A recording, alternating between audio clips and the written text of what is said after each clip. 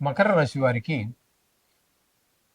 ఫిబ్రవరి నెల 2026 సంవత్సరంలో గోచార ఫలితాలు ఏ విధంగా ఉన్నాయో సశాస్త్రీయమైన పద్ధతిలో తెలుసుకునే ప్రయత్నం చేద్దాము. ఇక్కడ మకర రాశి వారికి శుక్రగ్రహము ఒక 5 రోజుల పాటు జన్మంలోను, తదుపరి 23 రోజుల పాటు ద్వితీయ స్థానంలోను సంచారం.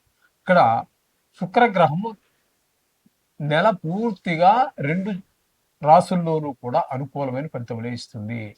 జన్మంలో ఉన్నప్పుడు చాలా మంచి ఉల్లాసంగా, ఉత్సాహంగా, ఆహ్లాదకరంగా, మంచి ఆలోచనలు, మంచి ప్రవర్తన ఇవన్నీ కూడా ప్రసాదిస్తాడు జన్మంలో శుక్ర భగవానుడు సంచారం చేసేటప్పుడు. ఇక అక్కడ కేవలం 5 రోజులు మాత్రమే. తదుపరి ఆయన ద్వితీయ స్థానం అయినటువంటి కుంభంలో ప్రవేశిస్తూ ఉన్నారు. అక్కడ 25 రోజుల పాటు ఉన్నారు. ఆ ద్వితీయ స్థానంలో ఉన్న కాలంలో ధనానికి లోటు లేకుండా, మాట కమ్మగా మాట్లాడే విధంగా, అలాగే కుటుంబం అంతా కూడా ఆహ్లాదంగా ఉండే విధంగా ఆయన అనుగ్రహిస్తూ ఉన్నారు శుక్ర భగవానుడు. అంటే నెల పూర్తిగా శుక్ర భగవానుడు అనుకూలురే.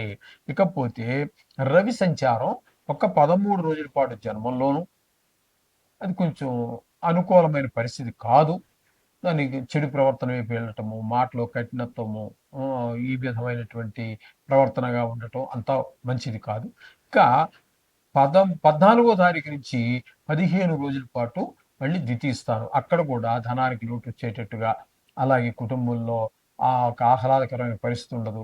కొంచెం నేత్ర సంబంధమైన వ్యాధులుంటే వారికి కొంచెం ఆ వ్యాధి కొంచెం ప్రకోపించటం, ఇట్లాంటి పరిస్థితులన్నీ ఈ రవి యొక్క ద్వితీయ స్థాన సంచారం వల్ల కలుగుతుంది. ఇకపోతే కుజుని యొక్క సంచారం తీసుకున్నట్టయితే జన్మంలో 23 రోజులు, ద్వితీయంలో 5 రోజులు. ఇవి కూడా పూర్తిగా చెడు అలవాట్లు, చెడు ఆలోచనలు, చెడు బుద్ధులు వీటి వైపే ఎక్కువ ఆకర్షిస్తూ ఉంటాయి. మనం జరిగి చేసేస్తామని కాదు, ఇవి ఆచరిస్తూ ఉంటాయి. వాటిని మనం కంట్రోల్ చేసుకోవాలి. తదుపరి ద్వితీయంలోకి వచ్చాక కొంచెం ధనానికి ఇబ్బంది పడేటట్టుగాను, అలాగే మాటలో కఠినత్వం, కుటుంబంలో కూడా ఆహ్లాదకరమైన పరిస్థితి లేకపోవటం అన్నీ కుజుని వల్ల సంభవిస్తూ ఉన్నాయి. ఇకపోతే బుధుడిని కనుక తీసుకున్నట్టే బుధుడు జన్మంలో ఒక 3 రోజుల పాటు సంచారం చేస్తూ ఉన్నారు. జన్మంలో శుభ ఫలితములైతే ఇప్పుడు ఆయన కూడా చెడు ఆలోచనలు, చెడు వైపు ఆకర్షితులు అవ్వటం, ఇట్లాంటివే ఇవన్నీ కల్పిస్తూ ఉంటాయి బుధుడు కూడా. తదుపరి ఇక్కడ 3 రోజుల తర్వాత 25 రోజులు ద్వితీయ స్థానంలో సంచారం. అక్కడ మాత్రం 5 రోజులు కూడా బుధుడు శుభప్రదమైన ఫలితాలు ఇస్తూ ఉన్నాడు. ద్వితీయ స్థానంలో బుధుడు యోగిస్తాడు.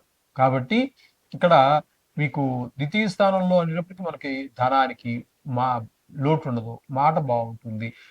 కుటుంబంలో ఆహ్లాదకరమైన పరిస్థితులన్నీ కూడా కాస్త బుధుడు కల్పిస్తున్నాడు. కుజుడు తీసుకుంటే 23 రోజులు. ఇక్కడ 5 రోజులు ద్వితీయ స్థానం. ఇక్కడ మొత్తం నెలంతా కూడా కుజుడు అనుకూలుడు కాదు.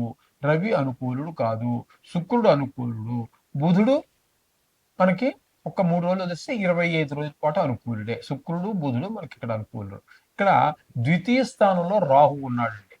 ఆయన ఒకటి మనం తీసుకోవాలి. చాలా పరిగణలోకి తీసుకోవాల్సినటువంటి, ఆయన నెలంతా కూడా అక్కడే ఉంటారు కాబట్టి, ఆయన కూడా కొంచెం ధనానికి ఇబ్బంది, కుటుంబంలో పరిస్థితి లేకపోవటం, కంటి సంబంధమైన వ్యాధులు కొంచెం ప్రకోపించడానికి ఆయన కూడా కారకుడవుతున్నాడు, రాహు కూడా. ఇకపోతే తృతీయ స్థానంలో శని గ్రహ సంచారం. ఇది మాత్రం శని బాగా అనుకూలిస్తాడు. తృతీయ స్థానంలో అందరి యొక్క సహాయ సహకారాలు, ప్రతి విషయంలోనూ మనస, వాచ, కర్మణ అన్ని రకాలుగా మనకు సహాయం అందిస్తుంది. తద్వారా మనం ఒక అడుగు జీవితంలో ముందుకు వేయడానికి ఒక మంచి అవకాశం ఏర్పడుతుంది. ఇకపోతే 6వ స్థానంలో గురువు, అంటే గురు బలం లేనట్టే లెక్క. 6వ స్థానంలో గురువు గోచార రీత్యా యోగించడు. తద్వారా ఏమవుతుందంటే చిన్నపాటి అనారోగ్యాలు, అప్పులు పెరగటం కానీ, లేదా అప్పు చేయవలసి రావటం కానీ, ఇట్లాంటి పరిణామాలన్నీ కూడా చోటు చేసుకుంటూ ఉంటాయి 6వ స్థానంలో గురు సంచారం వలన.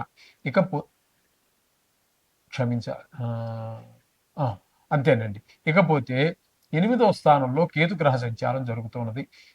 8వ స్థానంలో కేతు గ్రహ సంచారం వల్ల వచ్చేది ఏంటంటే, కొంతమందికి ఏదో ప్రాణం మీదకి వచ్చిందనో, ప్రాణం పోయిందనో ఇట్లాంటి దుర్వార్తలు వినటం, హఠాత్తుగా ధన నష్టం, అవమానాలు, కొన్ని చోట్ల పరాభవాలు, ఇవన్నీ కూడా సంక్రమించేటువంటి పరిస్థితి అంతా కూడా కేతుగ్రహం 8వ స్థానంలో ఉండటం వల్ల ఏర్పడుతూ ఉన్నాయి. మొత్తంగా టోటల్‌గా మనం చెప్పుకోవాలి అన్నట్టయితే వీరికి శుక్రుడు పూర్తి అనుకూలుడు.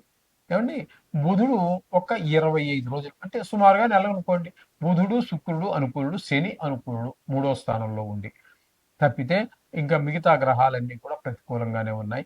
కాబట్టి ధనం ఖర్చు పెట్టేటప్పుడు గాని, మాట మాట్లాడేటప్పుడు గాని తగు జాగ్రత్తలు తీసుకొని మాట్లాడడం అనేది ఒక సూచన.